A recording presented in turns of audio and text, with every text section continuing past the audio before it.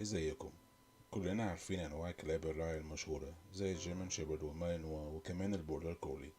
ولكن في انواع كلاب رعاية كفاءتها عالية جدا زي الانواع دي بالظبط، ولكنها مش مشهورة زيهم ونادرة جدا. وده موضوعنا النهاردة. يلا بينا نبتدي. رقم 5، البرجر بيكار. كلب رعاية فرنسي بيتميز بشعرته المجعدة اللي بتحميه من الجو الساقع. كلب ذكي ونشيط وحركته سريعة. طبعه حذر من الغرباء والحيوانات الغريبة، وده اللي بيخليه كلب حراسة ممتاز. رقم 4، البيوسرون. كلب رعاية وحراسة فرنسي. كلب طبعه شرس وعنيد وغالبا بيكون ليه صاحب واحد فقط. شخصيته قوية وبيتميز بالمخلبين الزيادة في رجليه اللي ورا. الكلب ده كمان نوع من الأنواع اللي داخل في هجين الدوبرمان، وعشان كده هتلاقي في تشابه كبير بينهم في الشكل والسلوك. رقم 3، الكلب الأسترالي. كلب راعي ممتاز بيتميز برشاقته وحركته الخفيفة.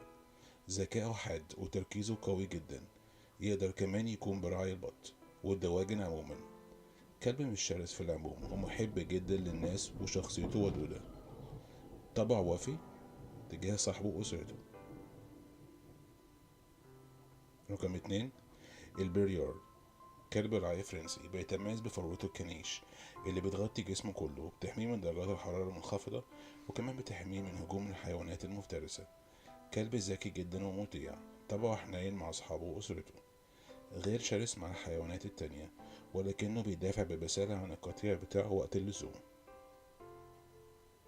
رقم 1، كلب المريما الإيطالي. كلب رعاية ضخم وبيتميز بفروته البيضاء الطبقتين الكثيفة جدا. كلب ضخم وقوي جدا جسديا. تم تسجيل حالات إن الكلب ده قدر يتصدر لوحده لذئب ويدافع عن قطيعه ضده. كلب طبعه عنيد ومش سهل التدريب بالرغم من شراسته، ولكنه محب جدا لصاحبه وأسرته. كلب عنده كرامة وما بيحبش يتهان، وده اللي بيخليه كلب حراسة ممتاز كمان. شكرا للمشاهدة. لو عجبكم الفيديو متنسوش تعملوا لايك سبسكرايب. اشوفكم بعدين. سلام.